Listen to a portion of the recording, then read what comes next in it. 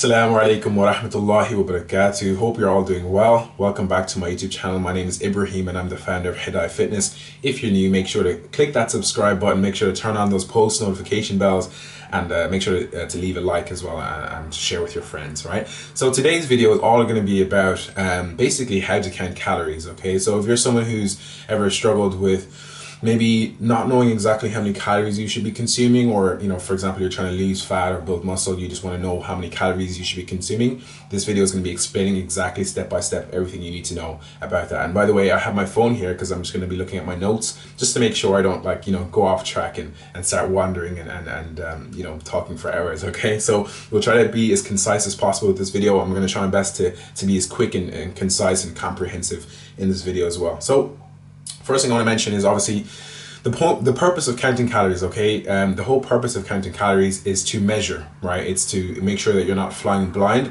and to make sure you can track your progress very, very easily. Now, a lot of people might be opposed to tracking calories. I personally, when I first started my journey, I hated the idea of counting my calories, and it felt like a bit of a chore and a bit of a trek, just to do that. So for a lot of people, it's just like the idea of counting calories is a pain in the ass, and it's true. It's not necessarily an enjoyable experience for some people, and for some people you might even look like a bit of a strange person counting your calories.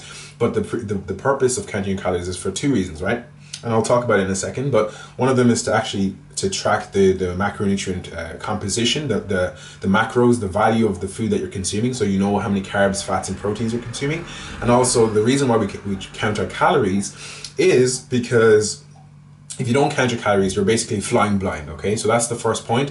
If you don't count your calories, it's like trying to kind of aim for a goal without really having any kind of way to quantify if you're getting closer to your goal, okay? So I hope that kind of makes sense as to why we count calories in the first place. Now it's time to kind of explain, okay, how do I actually count my calories? What's the actual practical advice here?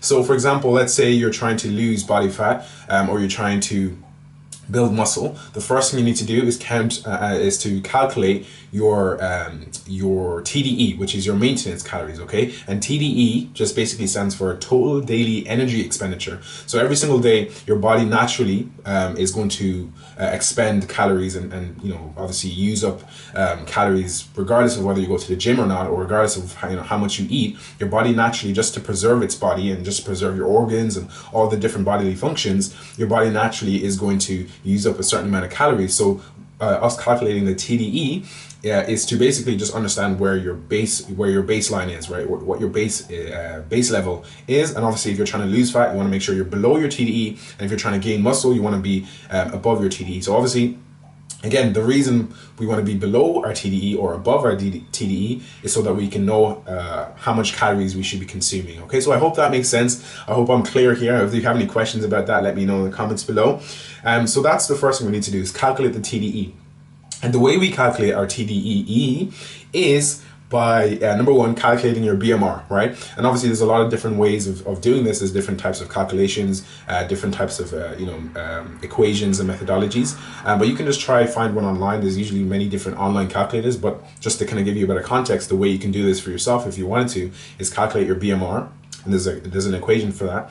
I can share that with you if you want. You can send me a message, but there's a specific equation. You just put in your details, put in your number, not your number, you put in your weight, you put in your height, your different it's going to ask you a few questions, and your age in years, right? And obviously you put that information in. It's also going to ask you for your activity factor. So once you have your BMR, which is your basal metabolic rate, and I know again there's a lot of different words here, I'm throwing a lot of words at you, but basically basal metabolic rate is the calories that your body consumes when you're at a kind of like a coma state, right? Like let's say you were in a coma, you're not moving at all, your whole body is just functioning off of the calories that's within you. That's your basal metabolic rate.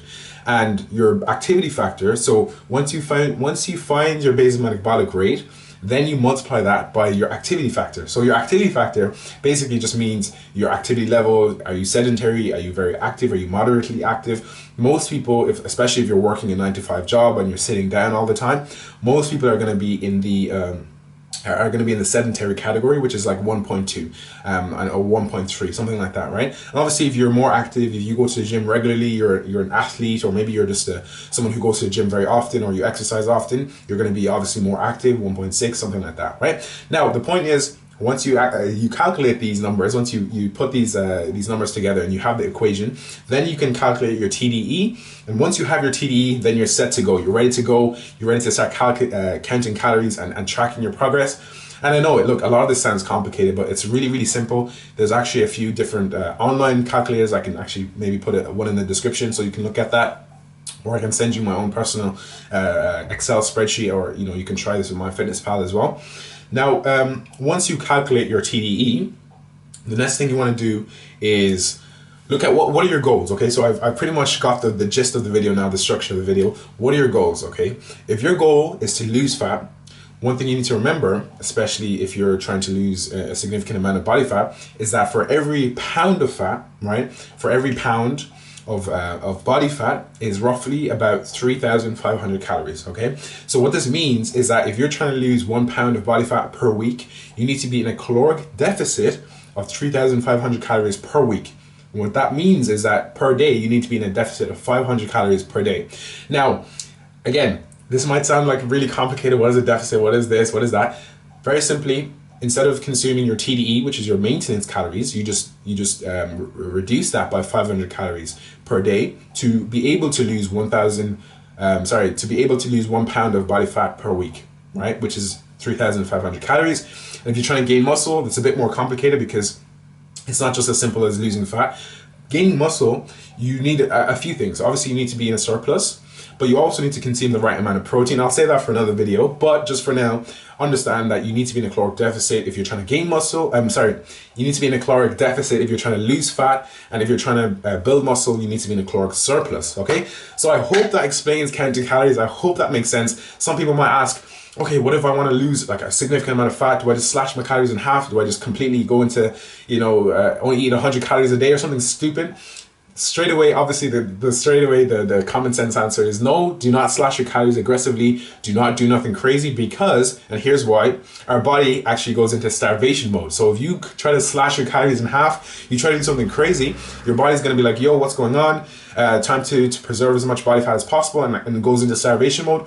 And also, another thing to keep in mind is this is not sustainable long term, because your body will eventually, once you start eating the calories back again, you're going to probably go right back to, you're going to rebound to where you were before, if not worse, and gain more weight. And vice versa for bulking. If you're trying to build muscle, you don't want to go too aggressively with your bulk, because this is what a lot of bodybuilders do. They dirty bulk, they get really big and bulky, and they look really fat. And there's muscle, they might have built some muscle, but you won't be able to see the muscle because they're just a bunch of fat on top. So what you want to do is, and I hope I'm going to try to quickly end the video now. What you want to do is be very, very careful with your bulk or cut. Don't aggressively cut, don't aggressively bulk. Slow and consistent progress is the best way to go. Slow and consistent gains is what I advocate.